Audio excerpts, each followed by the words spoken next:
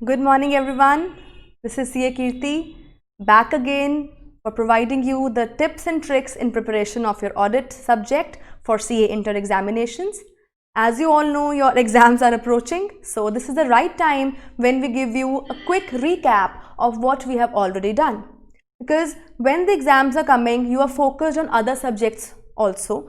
So it's not easy to go through the full subject chapter by chapter, page by page again. So if we have a bird's eye view and a quick glance of what we have already done, the quick revision will provide you a better approach towards good preparation and to score good. So in today's lecture, we will be doing a quick recap, a kind of a marathon or a wagon capsule for your audit subject, in which we are going to discuss the tips of preparing the subject to score well. Right? So we are starting with, सबसे पहले बेटा मैं बात करूंगी audit की. Audit है क्या? Audit is an independent examination. ये बात सबको ही पता है. ऑडिट क्या है? एक इंडिपेंडेंट एग्जामिनेशन है of financial statements of any entity. तो इसका क्या मतलब है? इंडिपेंडेंट का मतलब हुआ भाई कि मेरे व्यू पॉइंट्स मेरे अपने रहेंगे, मेरे व्यू पॉइंट्स पर किसी और का इफेक्ट नहीं आएगा, यानी I will not be subordinate to the view points of anybody else. My view points will be very very clear and I will not be influenced by anybody else. Influence में नहीं आना. और audit किसका होना है भाई? Financial statements का. तो फाइनेंशियल स्टेटमेंट्स में क्या आती हैं? PL, trading, balance sheet. पर एज यू नो, इनको प्रिपेयर करने के लिए हमें बहुत सारे डॉक्यूमेंट्स चाहिए होते हैं. So therefore notes to accounts are very very important along with cash flow statements. Cash flow statements क्यों भाई? बिकॉज कैश एक इस तरह का एसेट है जो कि मोस्ट वल्नरेबल है for the frauds and embezzlements. Right? So audit इनका किया जाता है. Of any entity. Any entity मतलब जो मर्जी उसका साइज हो, जो मर्जी उसका लीगल स्ट्रक्चर हो, चाहे वो पार्टनरशिप फर्म हो, चाहे वो आपका कॉर्पोरेट स्ट्रक्चर हो, चाहे वो एक HUF हो, चाहे वो सोल प्रोप्राइटर हो, चाहे वो 10 करोड़ की फर्म हो, चाहे 100 करोड़ की हो, चाहे 5 करोड़ की, चाहे 50 लाख की. ऑडिट सब स्ट्रक्चर्स, हमारे ऑडिट प्रोसीजर्स सेम रहने वाले हैं. Is that clear? तो बेसिकली बेटा हमारा मेजर ऑब्जेक्टिव क्या है ऑडिट करने का? The major objective is to report. याद रखिएगा, मेरा मेजर ऑब्जेक्टिव क्या है? To report on true and fair view. याद आया? To report on true and fair view. कि हमको ये बताना है कि जो हम अकाउंट्स चेक कर रहे हैं वो लगभग सही तरीके में एक रीजनेबल अश्योरेंस देते हैं हमको कि they are prepared as per the accounting standards, as per the auditing board standards and as per the financial reporting frameworks. Clear? क्योंकि हमें रीजनेबल अश्योरेंस वर्ड दिया गया है through ICAI just to provide us a leisure, just to give us a little grace, because chances होते हैं due to lack of time and due to the procedures we adopt, sometimes we go for sampling, sometimes we go for detailed checking. और कई बारी जो हमारी management होती है या एम्प्लॉयज होते हैं वो खुद ही इतना ज़्यादा इन्वॉल्व होते हैं फ्रॉड्स में कि वो फ्रॉड्स पकड़ने मुश्किल हो जाते हैं. तो इसीलिए हमको ICAI ने बोला कि आपको 100% गारंटी नहीं देनी अकाउंट्स की, आपको बताना है कि reasonably they are accurate. Right? So I have to report on what I have seen, I have to report on what I have observed. Clear? So my major objective is reporting and this is covered in essay 200. तो reporting करने के time भाई मुझे अपनी integrity और competency पर ध्यान रखना है. I have to all the time be a questioning mind, जिसको हम कहते हैं प्रोफेशनल स्केप्टिसिज्म. मुझे हर वक्त क्वेश्चनिंग माइंड रखना है. ठीक है? अपने व्यू पॉइंट सामने रखने हैं. ठीक? मुझे कभी भी जो मेरा क्लाइंट बोल रहा है उसी को एक्सेप्ट नहीं कर लेना कि मैंने अगर कोई क्वेश्चन किया और क्लाइंट ने मुझे उसकी जस्टिफिकेशन दी and I am okay with it. No, ask the logic, ask the reason behind. That's why we have to be always a questioning mind and we have to be alert, क्योंकि कई बारी बातों बातों में बहुत सारी चीजें सामने आकर आती हैं. क्लियर? सो टुडे क्लास में हम लोग कुछ बेसिक कॉन्सेप्ट समझेंगे. Along with, I will be giving you a quick overview of certain standards. Right? पहला आता है बेटा हमारा ऐसे 200, the overall objectives of audit. ये मैंने आपको अभी समझाया। सबसे पहले ऑडिटर को अपनी कुछ एथिकल रिक्वायरमेंट्स मेंटेन रखनी है, जिसमें आती है बेटा integrity, objectivity and I have to be professionally competent all the time, यानी मेरे को कभी भी नेग्लिजेंट नहीं होना है। क्लियर? देन प्रोफेशनल स्केप्टिसिज्म, यानी I have to be alert all the time, I have to be questioning mind. तो जब भी मैं अपनी जजमेंट दूंगी बेटे, it has to be based on sufficient and appropriate audit evidences. इसका बेस किस पर होना चाहिए? एविडेंसेस पर। और वो एविडेंसेस कैसे होंगे? Sufficient and appropriate. सफिशिएंट मतलब द क्वांटिटी, यानी मैं अगर एक पॉइंट को प्रूव करने वाली हूं तो मुझे 2-4 जगहों से उसकी रिकमेंडेशन लेके आनी होगी, तभी मैं उस व्यू पॉइंट को प्रूव कर सकती हूं। That is known as sufficiency. And if I talk about appropriateness, तो एप्रोप्रिएटनेस का मतलब होता है क्वालिटी ऑफ ऑडिट, यानी जो भी हम अपने एविडेंसेस कलेक्ट करें वो should be collected from the quality resources, यानी रिलायबल रिसोर्सेज। रिसोर्सेज हमारे रिलायबल होने चाहिए, डिपेंडेबल होने चाहिए, सो दैट हम उसके ऊपर विश्वास कर सकें। तो अगर ये दोनों चीजें मेरे पास मौजूद हैं, I can say evidence is okay and I can depend on it. For example, आपने किसी इंडिविजुअल की इंक्वायरी करानी है, तो आप किसी एक इंडिविजुअल के बारे किसी एक इंसान से पूछकर सेटिस्फाई नहीं हो जाएंगे, आप कम से कम 4-5 लोगों से पूछेंगे, and then when the common view points arrive, then you will say okay yes everybody is giving this view point which is common, so okay मेरी भी यही राय है। क्लियर? प्लस सिर्फ सफिशिएंसी नहीं देखनी है, मुझे देखनी है क्वालिटी, कि मैं किन लोगों से एविडेंसेस मांग रही हूं। Is that clear? This is what I have to keep in mind.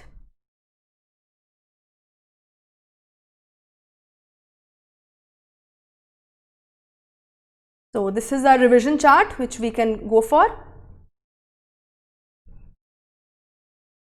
इसे मैंने आपको भी ट्रू एंड फेयर का मतलब बताया। I have to express opinion on whether the accounts and results are ascertained are truly and fairly represented, right? Following the accounting policies. ठीक है? हम बात कर रहे थे ऑडिट एविडेंस की। ऑडिट एविडेंस के लिए बच्चा हमारे पास स्टैंडर्ड है SA 500, वो भी अभी हम डिस्कस करेंगे। We talk about sufficient and we talk about appropriateness. तो जो ऑडिट एविडेंसेस होते हैं बच्चा, वो बहुत सारे फैक्टर्स पर डिपेंड करते हैं। अगर कोई पर्टिकुलर आइटम है वो बहुत मटीरियल है, मटीरियल मतलब it is very very important, which is having an impact on my judgement.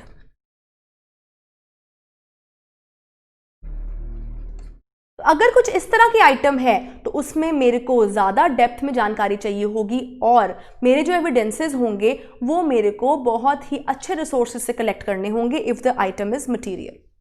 Next, risk of material misstatement.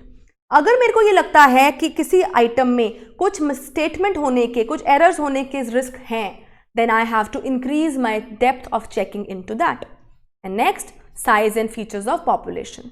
अगर बेटा number of items are large, I have to check more of the items to reach to a conclusion, right? So for getting the evidences I can resort to various methods, in which one of them is inspection, कि मैं खुद जाकर check करूं। दूसरा है observation. Observation मतलब कोई और काम कर रहा है, मैं उसको देख रही हूं, उसके काम करने के तरीके को, स्टाइल को। तीसरा आता है external confirmation. For this we have a separate standard SA 505। Otherwise सारा स्टैंडर्ड जो हमारा एविडेंसेस का है वो डील करता है SA 500 में। तो एक्सटर्नल कंफर्मेशन कहता है भाई कि हमें थर्ड पार्टी से किसी चीज़ की इंक्वायरी करनी हो। फॉर एग्जाम्पल, अगर मेरे को डेटर बैलेंसेस चेक करने हैं तो मैं उस पर्टिकुलर पार्टी को कॉल करके बैलेंस चेक करूं। अगर मुझे बैंक बैलेंस चेक करना है तो मैं बैंक से बैंक स्टेटमेंट मंगवाऊं। That is external confirmation. ठीक है? And external confirmations are taken to be more reliable. External confirmations are of 2 types, positive and negative. ठीक है? पॉजिटिव कंफर्मेशन भाई हमारी जो होती है एक्सटर्नल कंफर्मेशन, और एक होती है नेगेटिव। पॉजिटिव में उस सामने वाली पार्टी को जब हम कुछ क्वेश्चनिंग की लेटर भेजते हैं, उसको दोनों टाइम पर रिप्लाई देना होता है, चाहे वो हमारी बात से अग्री करे, चाहे वो हमारी बात से अग्री ना करे। पर नेगेटिव एक्सटर्नल कंफर्मेशन में सामने पार्टी का रिस्पॉन्स सिर्फ तभी आएगा जब वो डिसअग्री करेगा, और अगर उसका रिस्पॉन्स नहीं आया तो हम मान लेंगे कि वो हमारी कही बात से सहमत है। क्लियर? नेक्स्ट है बेटा रिकैलकुलेशन। रिकैलकुलेशन मतलब कि मैं जो भी अकाउंट्स आपने बनाए हैं उसमें इंटरेस्ट दोबारा रिकैलकुलेट कर रही हूँ, कुछ वैल्यूज दोबारा से चेक कर रही हूँ, टोटल्स को टैली कर रही हूँ, that is called recalculation. Then is reperformance. Reperformance का मतलब सपोज कर लो BRS है, तो अगर मैं BRS अपने आप से बनाना शुरू कर दिया, that is performing the task already done again. Then we have inquiries and analytical procedures. Analytical procedures में हमारे आते हैं ratios and trend study. Clear? Next types of audit evidence. भाई टाइप्स ऑफ ऑडिट एविडेंस होंगे internal, external. Internal मतलब which are belonging from inside the entity, यानी जो generate कहाँ हुए हैं, एंटिटी के खुद के अंदर ही। अब खुद सोचो, अगर आप एक एंटिटी को ही चेक कर रहे हो और उसी के ही जनरेट किए हुए डॉक्यूमेंट्स पर आप रिलाई करोगे, will that evidence be more dependable? No, cheatings can be done there, they can be forced. For example sales bill है या कैश वाउचर्स हैं, राइट?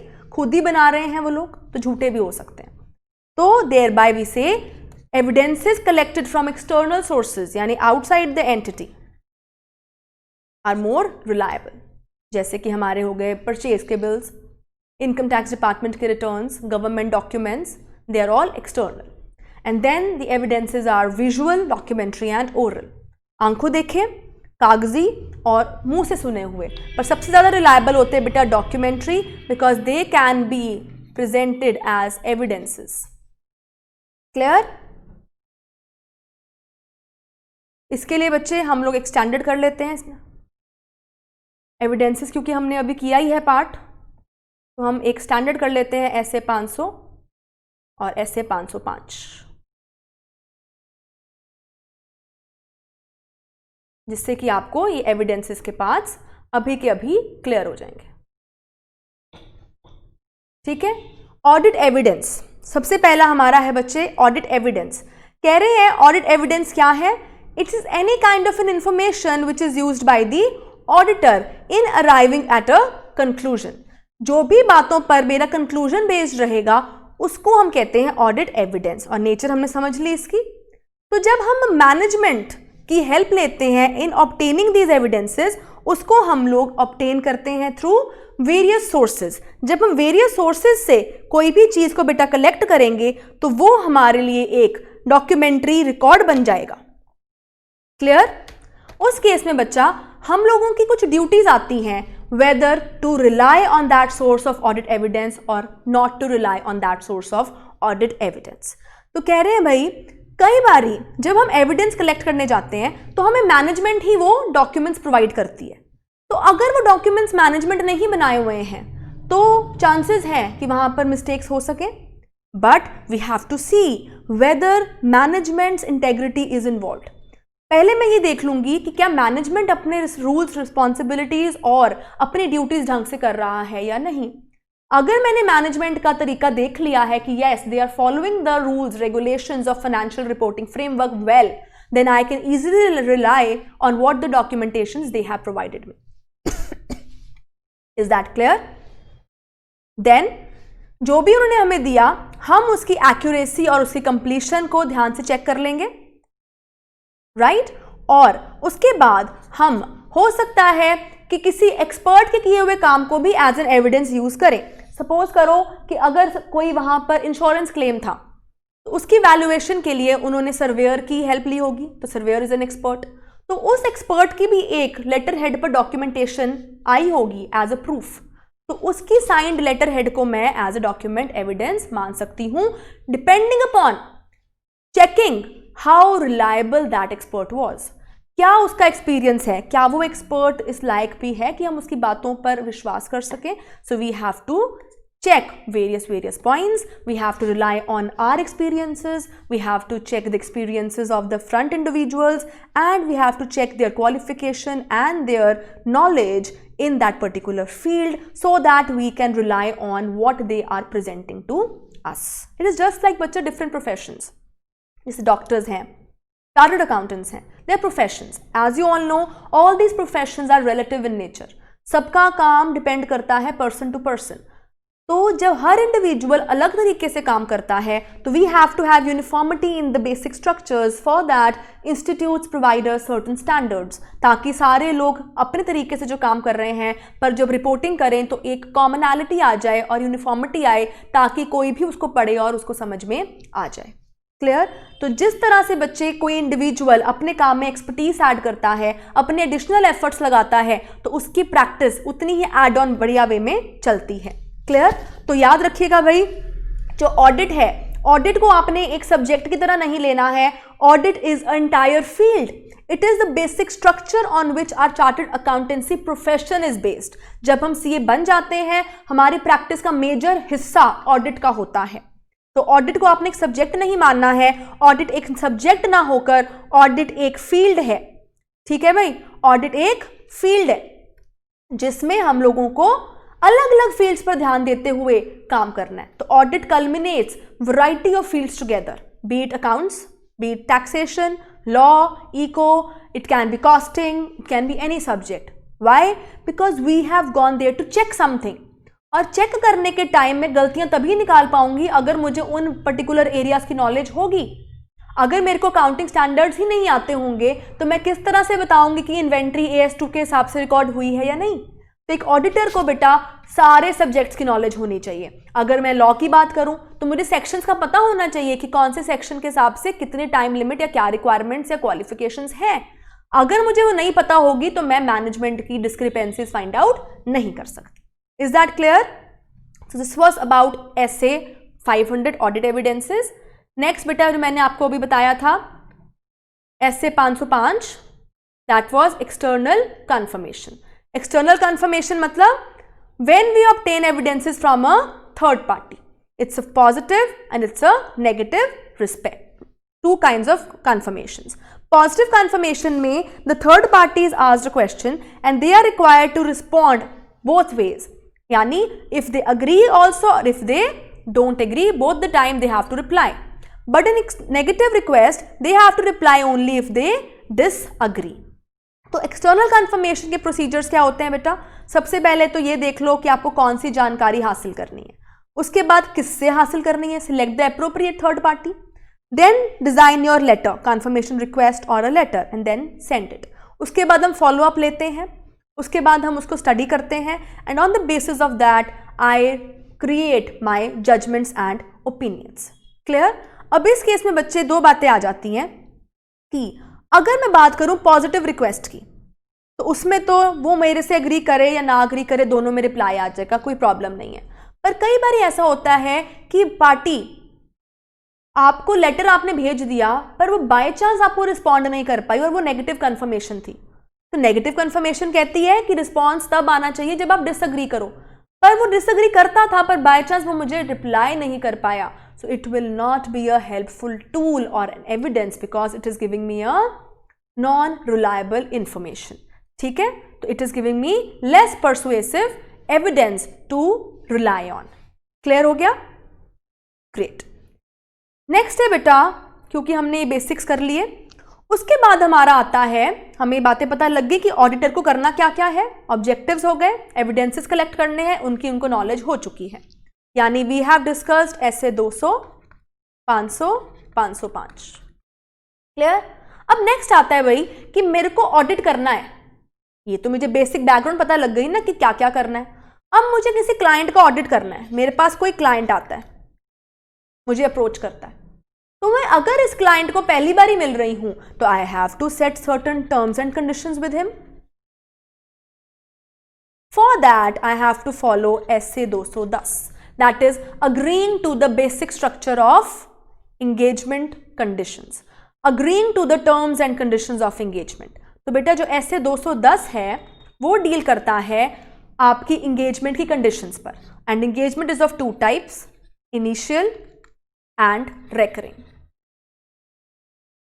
इनिशियल मतलब फर्स्ट टाइम आप उस क्लाइंट को मिले हो. तो जब हम फर्स्ट टाइम उस क्लाइंट को मिलते हैं तो we have to check certain pre conditions. Pre conditions का मतलब कि ये कंडीशंस मौजूद होनी चाहिए तभी ऑडिट होगा, अगर ये कंडीशंस नहीं है तो हम ऑडिट नहीं करेंगे। तो वो कौन सी प्री कंडीशंस है भाई? कि मैनेजमेंट अपनी ड्यूटी को एक्सेप्ट करता है कि हम लोग फाइनेंशियल स्टेटमेंट्स को बनाएंगे, मैनेजमेंट अपनी रिस्पॉन्सिबिलिटी को प्रॉपरली दिमाग में रखता है, और मैनेजमेंट आपको प्रॉमिस करता है कि वो अपनी ड्यूटी को as per the financial statement reporting standards prepare करेगा और हमें असिस्ट करेगा in providing all the levels of evidences and they will help us and cooperate with us in all situations. तो अगर ये प्री कंडीशंस हैं कि मैनेजमेंट इन बातों को एक्सेप्ट करती है तो आपने ऑडिट को एक्सेप्ट कर लेना है, और अगर ये प्री कंडीशंस नहीं है तो आप क्या करेंगे? आप मैनेजमेंट से उसके बारे बात करेंगे।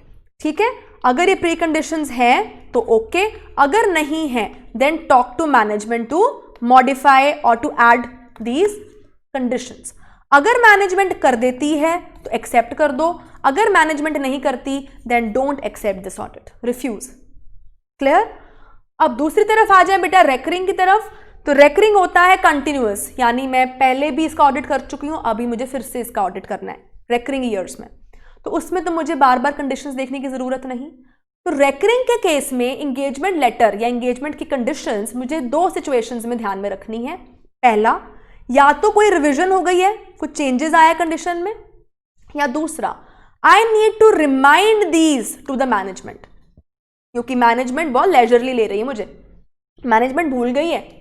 तो अगर मेरे को लगता है कि मैनेजमेंट को याद कराने की जरूरत है या मेरी कंडीशंस में कुछ चेंजेस आए हैं तो मैं एक एंगेजमेंट लेटर बनाकर मैनेजमेंट को भेजूंगी। आई बात समझ? शाबाश। तो आगे हम बढ़ते हैं भाई। अब मैंने एंगेजमेंट भी हो गया मेरा, मुझे क्लाइंट मिल चुका है, मैंने क्लाइंट एक्सेप्ट कर लिया। अब जब मैंने क्लाइंट एक्सेप्ट कर लिया तो अब मुझे क्या करना है? ऑडिट करना है, ये तो पता है, किसका करना है ये भी पता है, कैसे करना है ये भी पता है, पर कौन कौन से आइटम्स लूंगी, कब करूंगी, किसके थ्रू करवाऊंगी, कौन सी ड्यूटीज किसको असाइन होंगी, so when, how, by whom, ये क्वेश्चंस का आंसर मुझे मिलेगा when I will prepare a plan.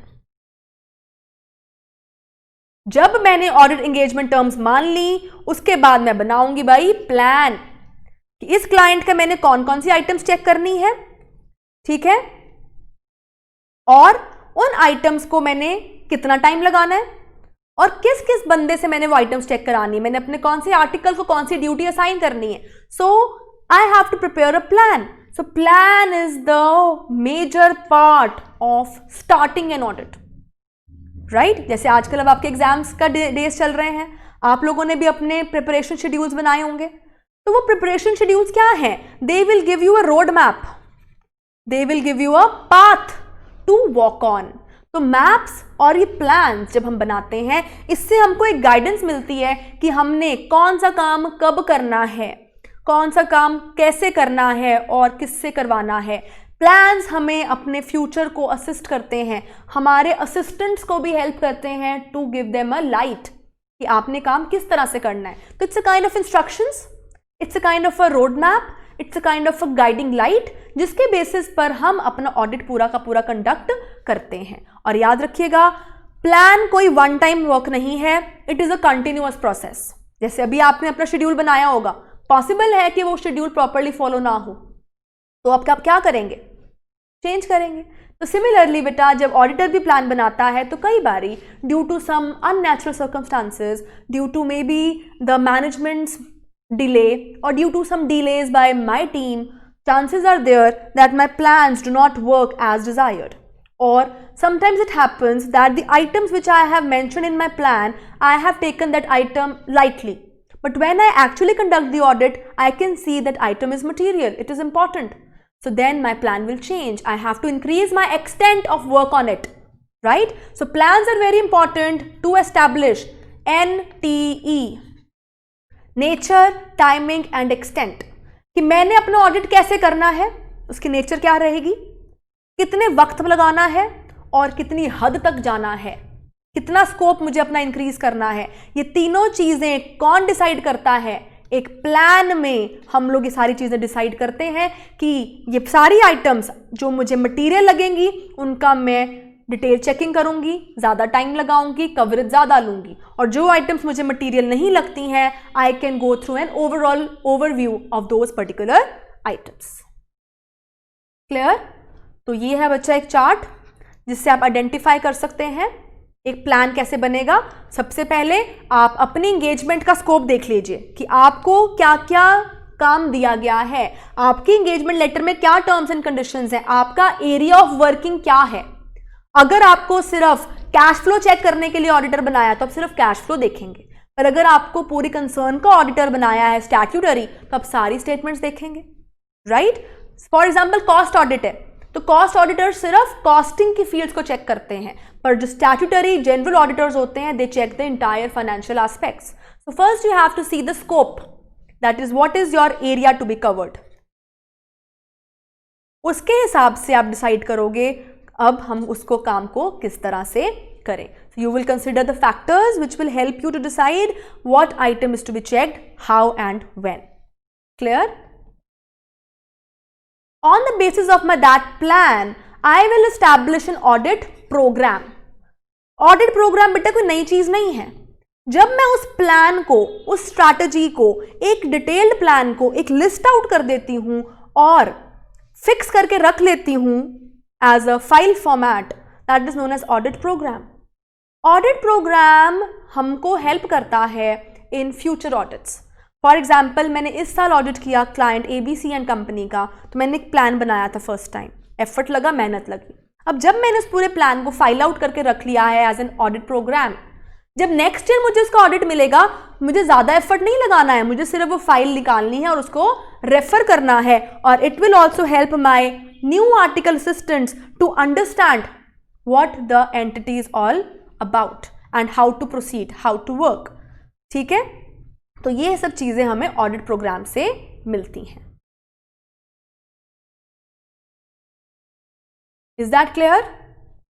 Everyone? Great. Next आता है बच्चा कि जब हमने प्लान बना लिया, सारा काम हो गया हुआ है हमारा, हमारे plans are ready. Next is कि अब जब मैं ऑडिट करूंगी, मैं जो भी मेथड्स या प्रोसीजर्स उस ऑडिट में लगाऊंगी, वो मेथड्स या प्रोसीजर्स मुझे कहीं ना कहीं पर डॉक्यूमेंट करके रखने हैं। क्यों? Because I have to provide evidences regarding my working as well. मेरा काम क्या है, मुझे उसके हिसाब को भी रिकॉर्ड करना है, because I have to have full records of what task I have done to prove that the auditor was not at all negligent at any point.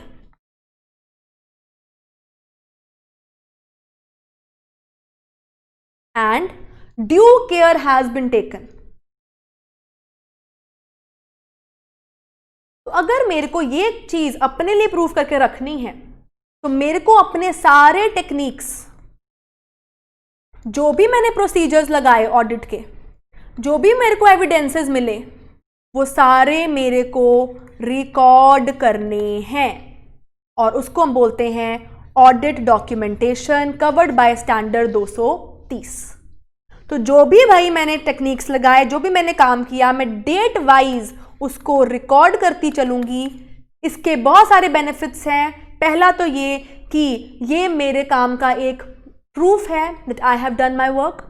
दूसरा, मेरे असिस्टेंट्स को मैंने काम सौंपा है, अब वो काम कैसे कर रहे हैं मैं बार बार जाके नहीं देख सकती, एंड वो काम हुआ भी है कि नहीं टाइम पर वो भी मुझे नहीं पता लगेगा। अगर वो रिकॉर्डिंग कर लेंगे, कल को कोई गलती हुई, आई can easily fix who is accountable for what. Third, कल को बाय चांस मेरा क्लाइंट के साथ कोई ड्रिफ्ट हो जाता है या क्लाइंट पर कोई केस लग जाता है, तो I have these documents to prove that these statements were audited and I am not at fault.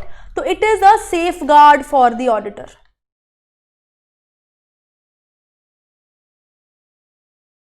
So just keep it in mind, every bit right from the beginning till the conclusion, जहां से शुरुआत करी जहां पर खत्म किया, सारा कुछ आपने डॉक्यूमेंट करना है और इसको हम बोलते हैं बेटा ऑडिट वर्किंग पेपर्स।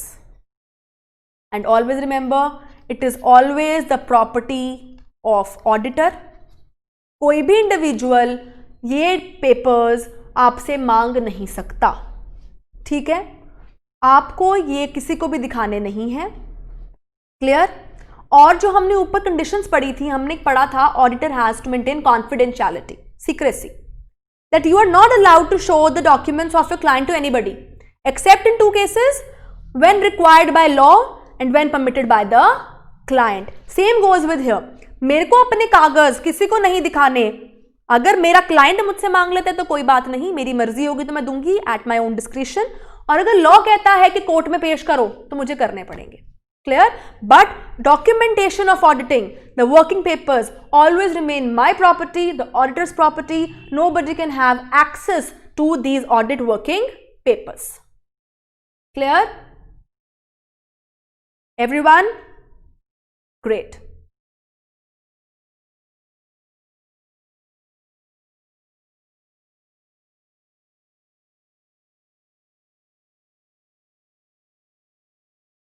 नेक्स्ट हम आते हैं बेटा ऑडिट सैंपल पर। हमने बेसिक सारे सीख लिए, अब हम आते हैं ऐसे 530 ऑडिट सैंपलिंग। सैंपलिंग क्या टेक्निक है, बहुत इंपॉर्टेंट है। आप लोगों को मालूम है कि audit is a very wide aspect, very wide field. अब इतनी वाइड फील्ड है और मेरे को अगर टाइमिंग कम मिला है, कम टाइम मेरे को मिला हुआ है, तो मैं सब कुछ तो चेक नहीं कर पाऊंगी, बिकॉज वी हैव टारगेट्स। अगर हम लोगों को ऑडिट रिपोर्ट अक्टूबर तक बनानी होती है तो we start the audit at the year end ना, तो मार्च में तो आपका ईयर एंड होगा, अप्रैल में तो वो लोग अपने प्रिपरेशंस बनाएंगे अकाउंट्स की, तो somewhere around in June I will start the audit. तो 2-3 मंथ्स में मैं पूरे ऑर्गेनाइजेशन के अकाउंट्स डिटेल में चेक नहीं कर सकती। So we can resort to sampling. Sampling में हम लोग क्या करते हैं, we go for sample checks. We don't go, instead of checking the 100% transactions, we check few out of them which will represent the rest of the items. Clear? तो उसको हम लोग बच्चे यूज करेंगे to draw conclusions. तो sampling की कुछ approaches हैं, statistical and non statistical. Statistical मतलब जिसमें मैं साइंटिफिक टेक्निक्स यूज करती हूँ, जैसे कि random number tables. They are not based entirely on auditor's opinion. The methods of selection of a sample are based on scientific techniques. जैसे हमारे होते हैं बच्चा quota sampling, stratified sampling, some kind of systems which we are going to develop कि sample हमारा best select होके आए। और नॉन स्टैटिस्टिकल होता है बच्चे जहां पर ऑडिटर का ओपिनियन ही डिटर्मिन करता है सैंपल को, वो अपनी जजमेंट के हिसाब से सैंपल को सिलेक्ट करता है। तो ये आ गए बच्चे हमारे स्टैटिस्टिकल सैम्पलिंग के methods, random, systematic, monetary, haphazard. इसका क्या मीनिंग है? Random sampling means all the items have been given equal chance of getting selected, तो आप किसी को भी सिलेक्ट करो, इसमें आपने कोई बायसनेस नहीं की। स्ट्रैटिफाइड में हम लोग क्या करते हैं भाई, we divide entire group into small common groups. उन स्मॉल कॉमन ग्रुप में से हम एक एक सैंपल उठाते हैं, तो चांस हो जाता है कि हर तरह की आइटम मेरे सैंपल का पार्ट बन गई। फॉर एग्जाम्पल, अगर एक बड़ा कंटेनर है, उसमें 3 बाउल हैं, जिसमें एक में रेड बॉल्स हैं, एक में ग्रीन, एक में येलो।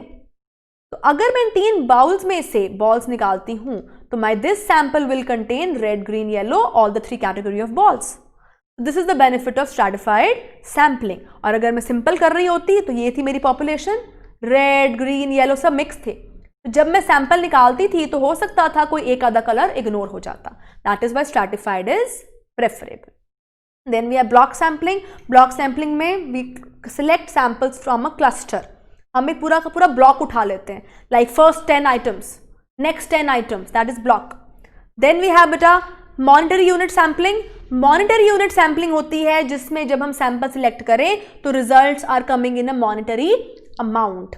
ठीक है, for example loan values, right. तो जब हम सैंपल सिलेक्ट करें तो सैंपल का रिजल्ट रुपीज में आएगा। Next aspect which is important. अब आप देख लो, मैं आपको सिर्फ एक रिकैप दे रही हूं। अभी आप जो मेरे कॉन्सेप्ट्स करेंगे, आपको पूरा ऑडिट का सब्जेक्ट टिप्स पर विद दी ओवरव्यू हो जाएगा। आपको सारी रील फ्लैशबैक हो जाएगी कि मैंने सब कुछ कर लिया। ठीक है, नेक्स्ट है भाई ऑडिट रिस्क। अब रिस्क क्या है? सबको पता है ऑडिट में कोई ना कोई एक रिस्क जुड़ा रहता है। Audit risk is that risk कि ऑडिटर की इतनी मेहनत के बावजूद भी उसका ओपिनियन गलत हो सकता है. He gives an inappropriate opinion. This audit risk is based on 3 other kinds of risks: inherent, control and detection risk. Inherent risk का मतलब होता है बच्चा कि कुछ ट्रांजैक्शंस ऐसी हैं जिनके साथ इनबिल्ट है कि ये रिस्क जुड़ा ही रहेगा. ये रिस्क उनका अपना पार्ट है ड्यू टू इनहेरेंट लिमिटेशंस. ठीक है. For example cash. अब हम जब कैश चेक करते हैं बच्चे तो कैश फिजिकल वेरीफाई वाले दिन और नेक्स्ट डे सेम बैलेंस नहीं आता. It's inherent risk. दूसरा कंट्रोल रिस्क. कंट्रोल रिस्क आता है आपका concept from the internal control. अब ये कॉन्सेप्ट क्या कहता है देखिए. अब आप देखेंगे कि आपका चैप्टर बाय चैप्टर सारे कॉन्सेप्ट लाइन बाय लाइन आते जा रहे हैं. इंटरनल कंट्रोल क्या है भाई?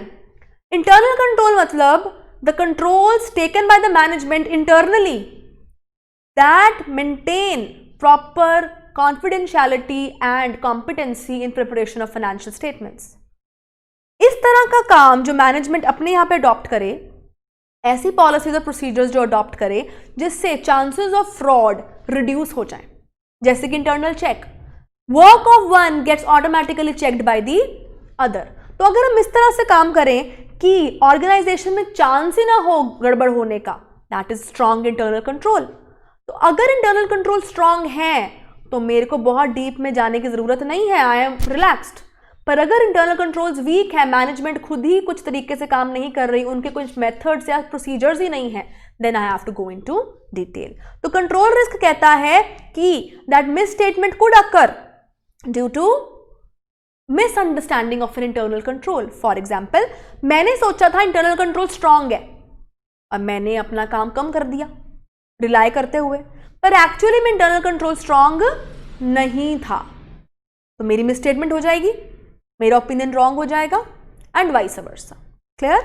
Then is the detection risk. बेटा डिटेक्शन रिस्क मतलब that the chances that all the kind of frauds can be detected by the auditor.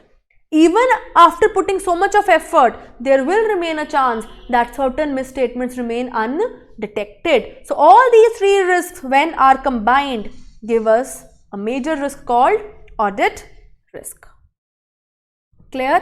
और इनकी असेसमेंट कैसे होती है उसके लिए हमारा स्टैंडर्ड है बेटा प्लानिंग का SA 300 और असेसमेंट ऑफ रिस्क का 315 330. वो अभी हम यहाँ पे डिस्कस करते हैं.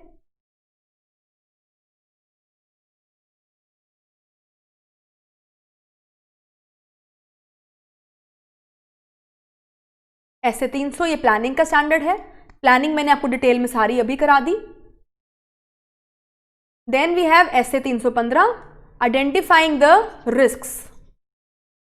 अब रिस्क बेटा अभी मैंने आपको डिटेल में बताया, तो रिस्क के लिए हमें कुछ प्रोसीजर्स लगाने पड़ेंगे. The risk assessment procedures. I have to identify the risk in the entity. For that I have to understand the entity and its environment.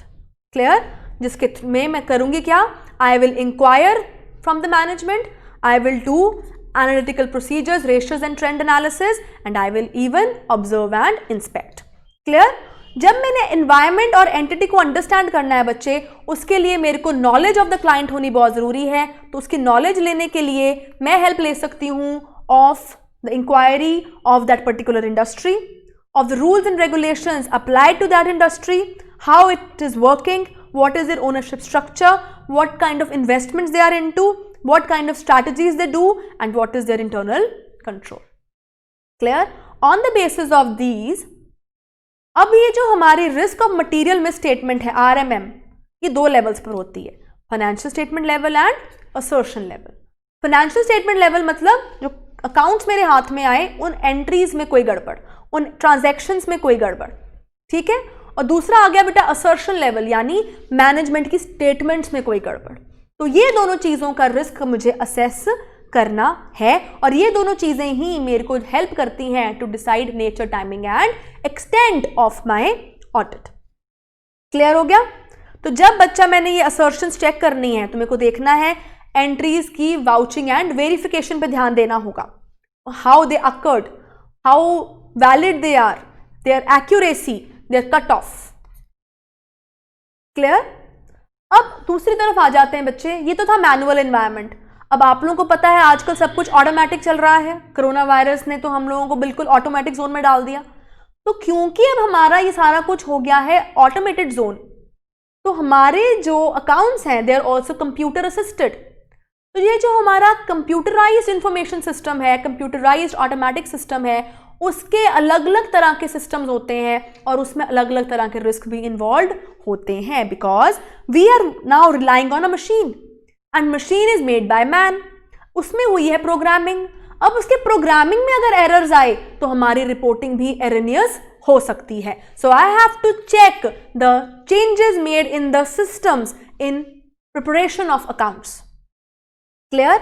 उसके अकॉर्डिंगली बेटा हम लोगों को, जैसे हमने अपने दूसरे सब्जेक्ट्स EIS और SM में भी पढ़े हैं कंप्यूटर कंट्रोल्स, उसके लिए हमें boundary controls, authorisation controls, access controls, ये सारी चीज़ों का ध्यान में रखना होगा, so that we know that the systems are password protected, they are not to be signed in by any unauthorised person, no unauthorised person can have a physical access to the system to damage it. तो ये सारी चीज़ें हमको security reasons के हिसाब से ध्यान में रखनी है। Plus the programming reliability to know about the software, that the software generates accurate results. तो ये सारी चीज़ें मेरे को CIS एनवायरनमेंट में ध्यान में रखनी है, because while checking the CIS environment my audit concerns change. Clear बच्चा? दिस वॉज योर ऐसे 310, देन 300 भी हमने कर लिया, देन इज ऐसे 320 टॉक्स अबाउट मटीरियलिटी। अब ये सब इकट्ठे जुड़े हुए हैं, दे आर लिंक्ड। अब मटीरियलिटी का मतलब है बेटा, मटीरियल मतलब the items which are important, the items which are important.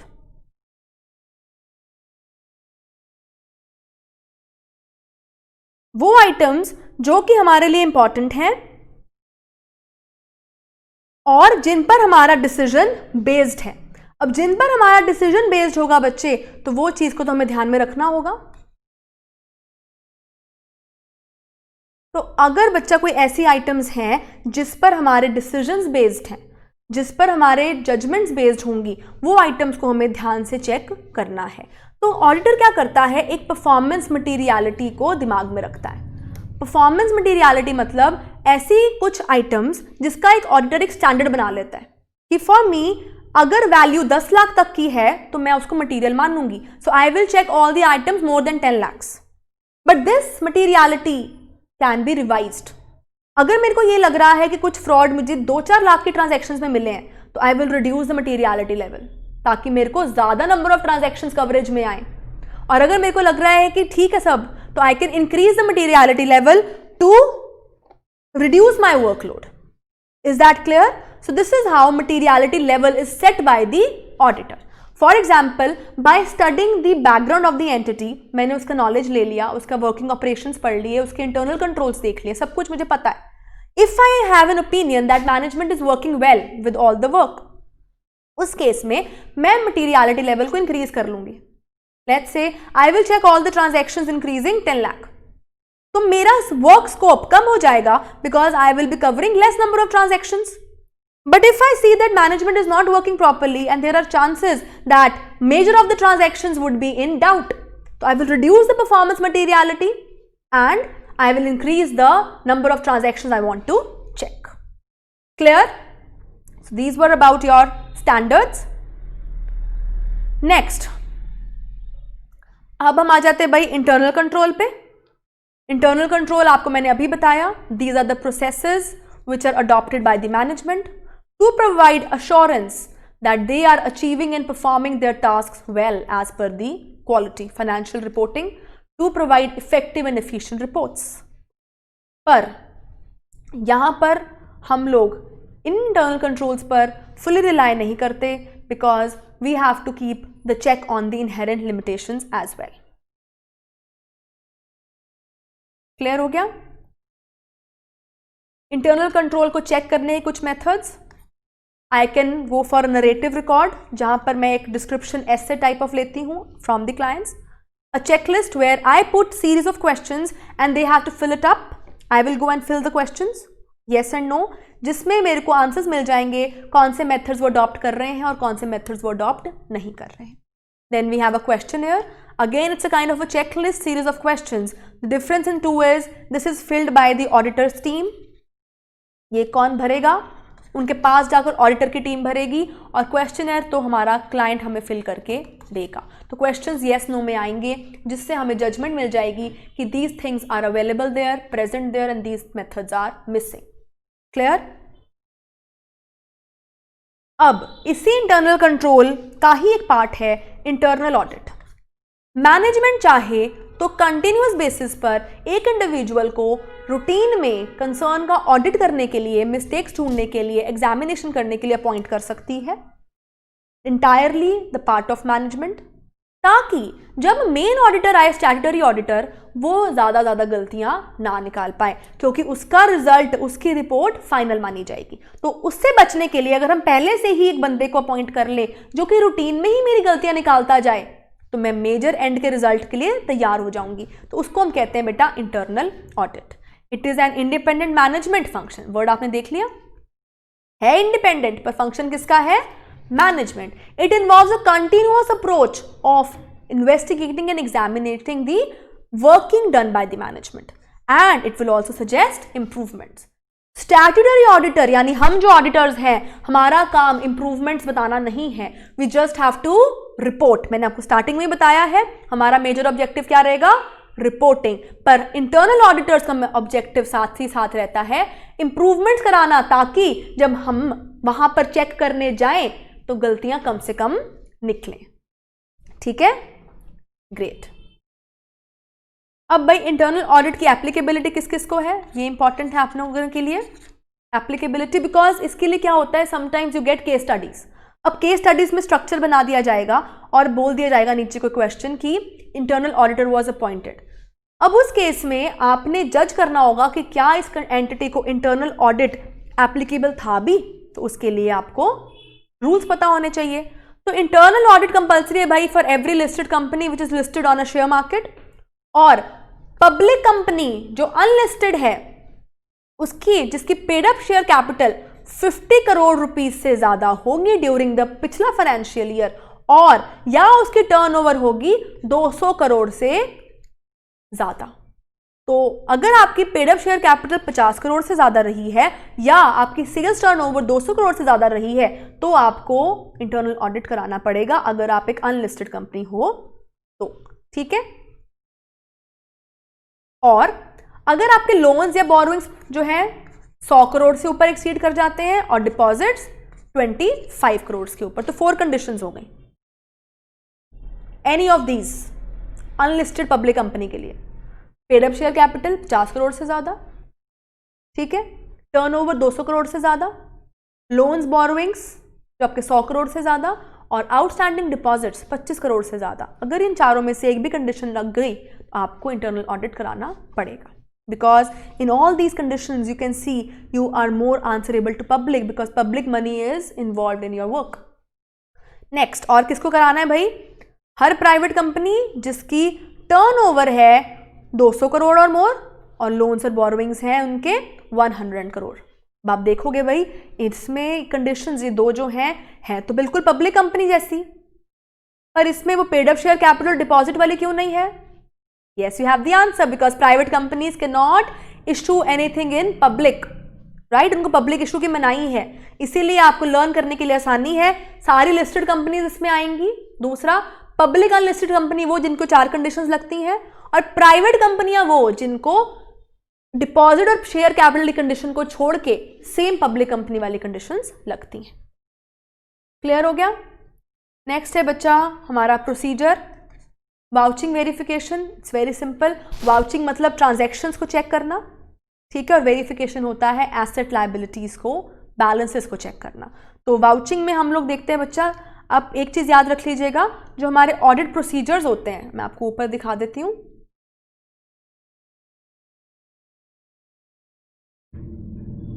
ये ऑडिट प्रोसीजर्स, एक होते हैं हमारे रिस्क असेसमेंट जो हमने ऐसे 310, 300, 320 में किए. फिर आता है बेटा हमारा अदर प्रोसीजर्स. अदर प्रोसीजर्स में आते हैं टेस्ट ऑफ कंट्रोल्स, यानी इसमें हम चेक करेंगे internal controls. So this is also known as compliance procedures. I hope आप लोगों को याद है. नेक्स्ट आता है बेटा सब्सटैंटिव. सब्सटैंटिव मतलब चेक करनी है मेरे को ट्रांजैक्शंस की डिटेल्स चेक करनी है, तो उसकी दो चीजें आएंगी.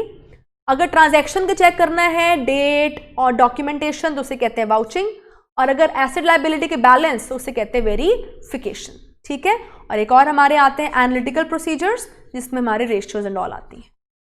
क्लियर. तो अभी हम वही कर रहे हैं, वाउचिंग एंड वेरिफिकेशन. अब आप देखो, आप 5 और 6 चैप्टर तक पहुंच चुके हो और आपको काफी अच्छा ओवरव्यू मिल चुका होगा. Clear. Verification of asset liability में बेटा वाउचिंग में तो बिल्कुल सिंपल सी बात है, आपको ट्रांजैक्शन की डिटेल्स चेक करनी है. ठीक है. With relevant documentary evidences. For example अगर डेटर है कोई, डेटर सॉरी वो तो एसेट में चला जाएगा. फॉर एग्जांपल वेजेस है, तो वेजेस को आप मैच करोगे with the ways sheet, evidences के साथ कैलकुलेशन करोगे. तो आपको डेट चेक करनी है, क्लाइंट का नाम, सिग्नेचर्स और रेलेवेंट डॉक्यूमेंट्स सब आपको देखना है. Accounting entries made correct. अब आ जाओ वेरिफिकेशन पर. वेरिफिकेशन क्योंकि होती है बैलेंसेस की, तो बैलेंस किसके होते हैं? एसेट और लायबिलिटी के. तो अगर एसेट और लायबिलिटी चेक करने तो उसके 6 पॉइंट आपको चेक करने होंगे कि क्या वो एसेट या लायबिलिटी एग्जिस्ट भी करती है.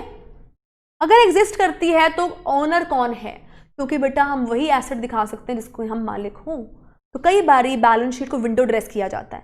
To show a better position we show certain assets which are not owned by us. So we have to see the authenticity of existence and ownership. कई बार एग्जिस्टेंस की बात आती है कि भाई हम ओनर तो हैं पर हमने वो चीज़ बेच दी हुई है और अभी डॉक्यूमेंट्स ट्रांसफर नहीं हुए, तो do we really possess it? ये 3 चीज़ें याद रखना, existence, ownership, possession, EOP. Clear. फिर आता है बेटा सारी कंप्लीटनेस ऑफ रिकॉर्ड्स. वैल्यूएशन, क्योंकि आपको पता है बच्चे एसेट लायबिलिटी की वैल्यूज हर साल चेंज होती हैं. लायबिलिटीज में इंटरेस्ट ऐड होते हैं, आउटस्टैंडिंग बैलेंसेस निकाले जाते हैं. Same is the case with assets जिसमें डेप्रिसिएशंस लगती हैं, तो उनकी वैल्यूएशंस प्रॉपर हैं कि नहीं, and they have been properly disclosed. Clear.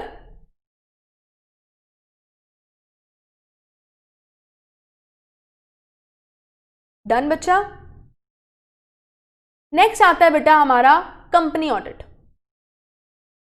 Company audit जो है इंपॉर्टेंट चैप्टर है, इसमें से भी 6 to 8 मार्क्स के क्वेश्चन आते हैं. This audit applies to those requirements of a company structure, जिसके अंदर हम डिस्कस करेंगे कि कंपनी में कौन कौन से rules, regulations of appointments, of qualification, of disqualification use किए जाते हैं बाय द ऑडिटर्स. ठीक है. तो सबसे पहले आता है बेटा हमारा section 139, appointment of auditor. First या सब्सिक्वेंट. फर्स्ट मतलब पहली बार आपकी कंपनी कोई ऑडिटर अपॉइंट कर रही है. तो याद रखिएगा बच्चा, अगर आप कंपनी हो पर आप गवर्नमेंट कंपनी नहीं हो, appointment has to be done by board of directors within 30 days from date of registration of the company.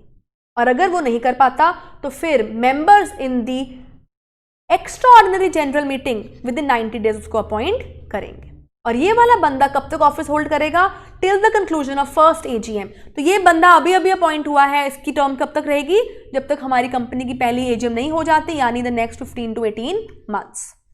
और अगर आप एक गवर्नमेंट कंपनी हो तो अपॉइंटमेंट बोर्ड नहीं, CAG करेगा. आपको पता ही है सरकार के सारे काम कंट्रोलर एंड ऑडिटर जनरल करता है within 60 days from date of registration. और अगर ये नहीं कर पाता फिर बोर्ड पे जाएगी बात, और अगर बोर्ड नहीं कर पाता फिर members in the EGM. Clear. Rest is the same. ठीक है. और ये भी कब तक ऑफिस होल्ड करेगा? Till the conclusion of next AGM. अब अगर हम बात करें बेटा सब्सिक्वेंट ऑडिटर्स की, तो सब्सिक्वेंट ऑडिटर्स मतलब जो हम पहला वाला तो हो गया नेक्स्ट ईयर, यानी either you are reappointing the first one or you want to appoint a new one. तो उस केस में क्या होता है बेटा, हम सिर्फ फर्स्ट ऑडिटर्स को बोर्ड ऑफ डायरेक्टर्स से अपॉइंट करवाते हैं. बाद में it becomes the routine task of the members, the share holders, and they appoint them in the annual general meeting. ठीक है. तो एनुअल जनरल मीटिंग में अब जब फर्स्ट एजीएम होएगी, सारे मेंबर्स बैठेंगे, they will decide whether to continue the first one or they want a new one. उस केस में जब नया बंदा अपॉइंट होगा उसकी टर्म रहेगी 5 years की, from this AGM first one to the 6th one. ठीक है। अब who can be appointed as an auditor of a company? Simple सी बात है बेटा, अगर एक ऑडिटर बनने के लिए मेरे को सीए होनी चाहिए और सीओपी होना चाहिए, तो ऑडिटर ऑफ अ कंपनी को भी यही कंडीशंस हैं, plus some additional, because the Companies Act applies here. A person shall be appointed only if is a chartered accountant. और अगर कोई फर्म है तो उसके सारे जो पार्टनर्स होते हैं उसके majority should be qualified for appointment as a chartered accountant.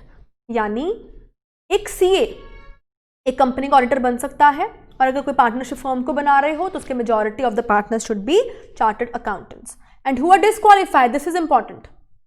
Disqualified कौन है? एक कंपनी का ऑडिटर कभी भी एक कंपनी या एलएलपी नहीं बन सकती, उसी कंपनी का ऑफिसर या एम्प्लॉय नहीं बन सकता। क्यों? आप रीजंस देखेंगे, अगर आप नीचे नाम पढ़ेंगे इसकी डिस्क्वालिफिकेशन के, सबका एक ही रीजन आता है, टू मेंटेन इंडिपेंडेंस। अगर उसी कंपनी का ऑफिसर या एम्प्लॉय ही उसका ऑडिटर बना दोगे तो फिर इंडिपेंडेंस कहां जाएगी? क्लियर? नेक्स्ट, पर्सन जो उसी कंपनी में पार्टनर है। दूसरा, person who is a relative in that company और पार्टनर, नो। प्लस वो पर्सन जिसका रिलेटिव ने उस कंपनी में कुछ शेयर परचेज कर रखे हैं ऑफ 1000 रुपीज और मोर, या वो किसी सब्सिडरी कंपनी का पार्टनर है, या उसने लोन दे रखा है ऑफ 5 लाख रुपीज, या गारंटी या security of 1 lakh rupees, then that person will not be eligible to conduct an audit. Then a person who has some relationship with the subsidiaries of such other companies, or a person whose relative is a director or is in the employment of that company. Clear? या जो full time employment में उसके साथ काम करता हो, so they all are disqualified. Clear? तो याद रखिए बच्चा, अगर आप अपॉइंट हो गए हैं, आपकी टर्म है 1st AGM से 6th AGM तक, उस विद इन दिस ड्यूरेशन अगर आपने इनमें से कोई भी डिस्क्वालिफिकेशन अट्रैक्ट करी, you have to vacate the office and that is known as casual vacancy. Clear? Which has to be filled in by the board of directors within 30 days. और अगर आप रिजाइन करके गए हो तो it appointment has to be approved by members at an AGM। और अगर आप गवर्नमेंट कंपनी हो तो same procedure will be done by CAG। Clear? अब भाई हम कितने ज्यादा ऑडिट कर सकते हैं? इंडिविजुअल 20, ठीक है। तो अगर एक specified number of tax audit assignments एक ऑडिटर अपॉइंट करना चाहता है, दैट इज 60। पर्सन जो फुल टाइम एम्प्लॉयमेंट में है बेटा, और a person who is a partner, वो लोग सब अपने ऑडिट्स कर सकते हैं 20-22 each, maximum is 60। Clear? Next आता है बेटा, फ्रॉड अगर निकल आए तो उसकी रिपोर्टिंग। आपको पता है अगर फ्रॉड 1 करोड़ से कम का है तो ऑडिट रिपोर्ट में जाएगा, पर अगर 1 करोड़ से ज्यादा का है तो सेंट्रल गवर्नमेंट को भी उसकी और ऑडिट कमेटी को भी उसकी इंफॉर्मेशन जाएगी। तो अगर फ्रॉड है 1 करोड़ से ज्यादा, सेंट्रल गवर्नमेंट को जाएगा, और अगर फ्रॉड लेस देन 1 करोड़ है तो auditor has to report it to the audit committee. Clear?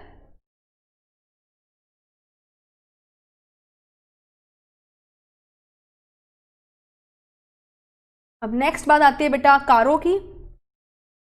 तो कारो के कुछ क्लॉजेस हैं, सारे आपके लिए इतने अर्जेंट नहीं। कारो में आपने सिर्फ ध्यान रखना है to whom the audit of CARO under CARO is applicable. अगर आप सिर्फ ये ध्यान में रख लेंगे, rest points are not much difficult. आपने सिर्फ एप्लीकेबिलिटी पे ध्यान रखना है। तो CARO is applicable to every but except a banking company, an insurance company, a company licensed to operate under Section 8 यानी NPOs, one person company, a small company and a private company जिसकी paid up share capital is not more than 1 crore and जिसकी total borrowings is not more than 1 crore from any bank।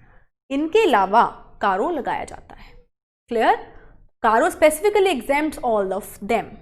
So Caro specifically exempts a banking company, insurance company and a private limited company which is not being a subsidiary having a paid up share capital of 1 crore and deposits and borrowings of 1 crore। इनसे ज़्यादा के हो गए तो आप लोगों को कारो लगवाना पड़ेगा। तो कारो का बेटे एक अपना फॉर्मेट है, उसके अकॉर्डिंगली जो हमने डिटेल्स सीखी हुई है उसके अकॉर्डिंगली आपने सारे आंसर्स देने हैं। क्लियर?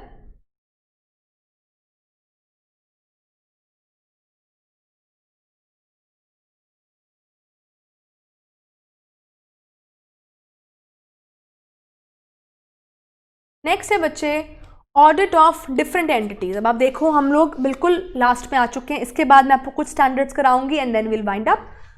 डिफरेंट एंटिटीज जैसे cinema hall, hospitals, educational institutions और कॉलेजेस, इन सब का बेटा करने का तरीका सेम है। आपने जो इंट्रोडक्टरी पोर्शन देखना है, basically we have to check their basic background, what is a basic structure, what is a legal structure, वो हमें ध्यान में रखना है। और उसके बाद हमने उनके ट्रांजैक्शंस को ध्यान में रखना है। फॉर एग्जाम्पल बेटा if I talk about a cinema hall, अगर वो सिनेमा हॉल की अगर मैं बात करूं तो सिनेमा हॉल में उनके अर्निंग्स कहां से आएंगी, टिकट्स, रेस्टोरेंट्स, ईटिंग जोन्स, उनके एरियाज को आपने वाउच करना है। अब टिकट्स आर ऑनलाइन और मैनुअल आकर खरीदी गई, या किसी के पास फ्री पासेस हैं उनको आपने चेक करना है, ठीक है, उनके खर्चे जो सैलरीज एंड ऑल। अब हॉस्पिटल ले लोगे तो वही चीज़ें चेंज हो जाएंगी with the hospital needs, requirements.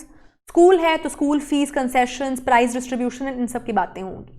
तो सिंपल सी बात है, just keep the structure in mind, what entity they are talking about, and then just imagine about the items these entities are working upon and frame your answer. Is that clear? तो basically बेटा आपने examine करना है organisation की formation, उसकी constitution, कौन से rule regulation उसको अप्लाई होते हैं, कौन से एक्ट उसको लगते हैं, उनके लोगों की पावर्स क्या है, इंटरनल कंट्रोल्स कौन से लगाए जाते हैं, कौन सी उनकी particular receipts of fees, rent, transactions होती हैं, और कौन से उनके खर्चे होते हैं, और उनके एसेट्स एंड लायबिलिटीज। तो बेसिकली इसका स्ट्रक्चर क्या रहेगा, हम लोग पहले बात करते हैं प्रीलिमिनरी की, तो दीज आर प्रीलिम्स। फिर हम बात करते हैं examination of income expenditure, examination of assets and liabilities, then we conclude. Clear? So this covers up your entire syllabus. I hope आप लोगों को समझ में आ गया है। अब मैं एक आधा और स्टैंडर्ड कुछ आपको कराना चाहूंगी जो थोड़ा सा मुझे लगता है can be understood in detail, जो कि है हमारा essay 240 which I want to discuss is regarding fraud.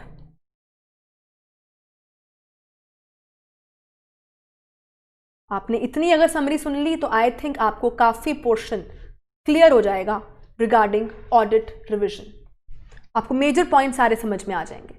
अब हम बात करते हैं बेटा हमारा standard which is essay 240। essay 240 deal करता है भाई फ्रॉड के साथ। फ्रॉड क्या होता है, any intentional act which is done to deceive the other, ठीक है, तो फ्रॉड हो गया इंटेंशनल एक्ट टू डिसीव। तो फ्रॉड में बहुत सारी फाइनेंशियल रिपोर्टिंग्स हो सकती हैं, फ्रॉडुलेंट सिग्नेचर्स हो सकते हैं, फ्रॉडुलेंट विड्रॉल्स ऑफ कैश हो सकता है, कोई एंट्री आप जानबूझ के ओमिट कर सकते हो, डिलीट कर सकते हो, आप एंट्रीज में गलतियां कर सकते हो, ठीक है। और ये गलतियां कैसे होती हैं, sometimes you commit a fraud under pressure and sometimes you commit a fraud for some benefit, उसके लिए आपको ध्यान रखना है। तो मैनेजमेंट की ड्यूटी रहती है भाई कि फ्रॉड ना हो, तो याद रखिएगा प्रिवेंशन, डिटेक्शन एंड करेक्शन किसकी रिस्पॉन्सिबिलिटी है, मैनेजमेंट की। And TCWG, auditor is not involve in this, auditor is just a watch dog not a blood hound. तो ये ड्यूटी मैनेजमेंट की रहेगी, ठीक है। और ऑडिट करते दौरान अगर मेरे सामने कोई ऐसी ट्रांजैक्शन आ गई then I have to report and take an action, but उसको ढूंढना मेरी जिम्मेदारी नहीं है।